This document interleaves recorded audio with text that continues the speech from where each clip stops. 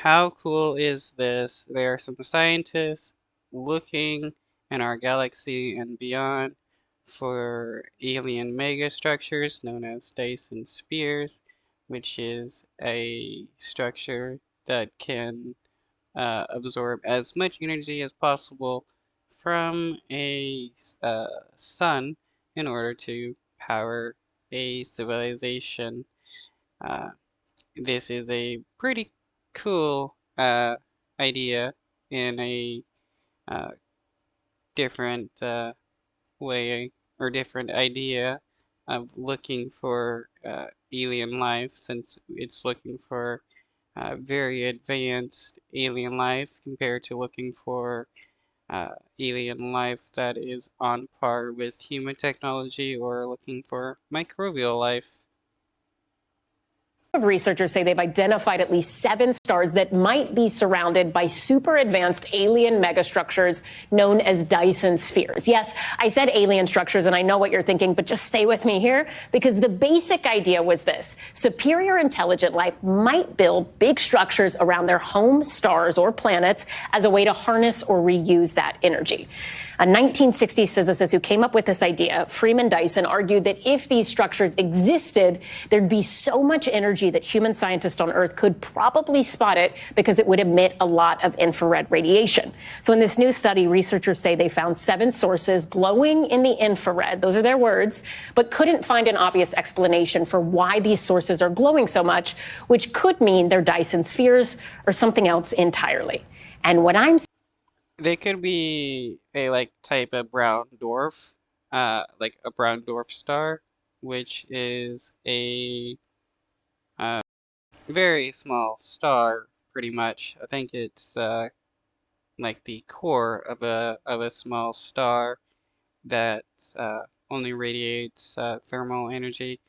It doesn't have enough energy to produce actual light, but a planet can still get energy from a brown dwarf star if it is close enough. saying is, what? Space is so crazy. I wish I understood it better. So let's talk to a scientist to help wrap our heads around this. I'm joined now by Professor Jana Levin. She is an astrophysicist and author of the book Black Hole Survival Guide, as well as the Claire Tow Professor of Physics and Astronomy at Barnard College of Columbia University. Professor, first of all, thank you so much for being here. Thanks for having me. I tried to explain it a little bit. That was my very dirty version. I was going to be like, yeah, but I'm an English major who just had Google. You have a PhD in physics from MIT. So how do you explain Dyson spheres? I think there was an excellent explanation. If you look at where we are relative to the sun, we're very far away. We're the 3rd planet in. And imagine the light that we try to collect, let's say, with solar panels on people's homes or on any roofs to collect that energy. Imagine if you got really close and you caught everything the sun was emitting. It's just a tremendous amount of power. And so Freeman Dyson was thinking about this. Actually, he was originally inspired by sci-fi. Written by Olaf Stapleton like decades earlier. And his idea wasn't so much a solid sphere. It was really like satellites in orbit, a network of things that would be orbiting and would essentially, what we would now say, have solar panels and are collecting that energy. So what do you make?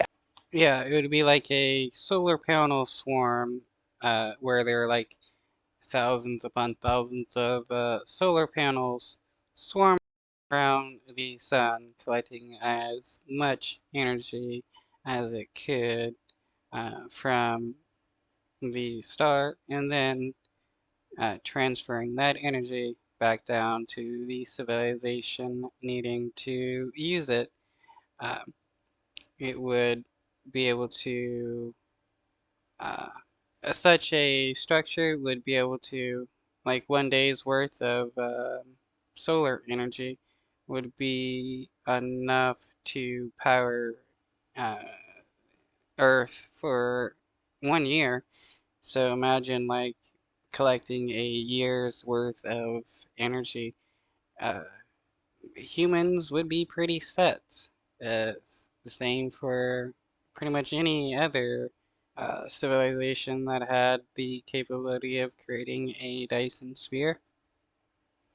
of this study, just generally speaking, I guess. Do you think it's possible that these are the elusive Dyson spheres? So I think it's very unlikely, but I'm open. We have to be open as scientists. If we think we know the answer before we go and observe, then we're already defeated. I think it's terribly unlikely, but it's extremely exciting and interesting to think about. And it's fun to think about. What's probably going to happen is we're going to look at this infrared signature that you mentioned, and we're going to find out that there's a natural cause.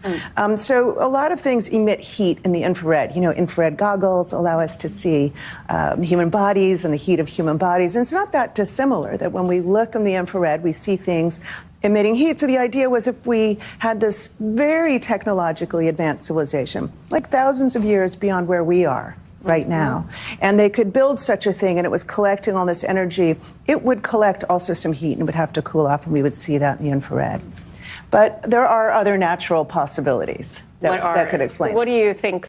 Yeah, like I was saying in the beginning of the video, dwarf stars are one of the major celestial bodies in the universe that produce a lot of thermal heat.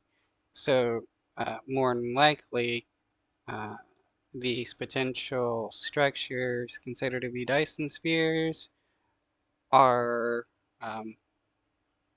brown dwarfs, which it could give us a lot more information on brown dwarfs, which would be awesome. Or they could be, you know, stars with, you know, like a comet ring going around it, large enough to create what looks like a Dyson sphere.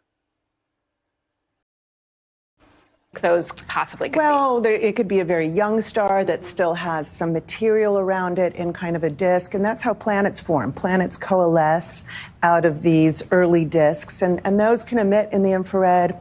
It could be that there's actually an entire galaxy in the distance behind the star, and we're seeing that galaxy, and we can't disambiguate those. Or it could be planetary collisions. I mean, there are natural explanations.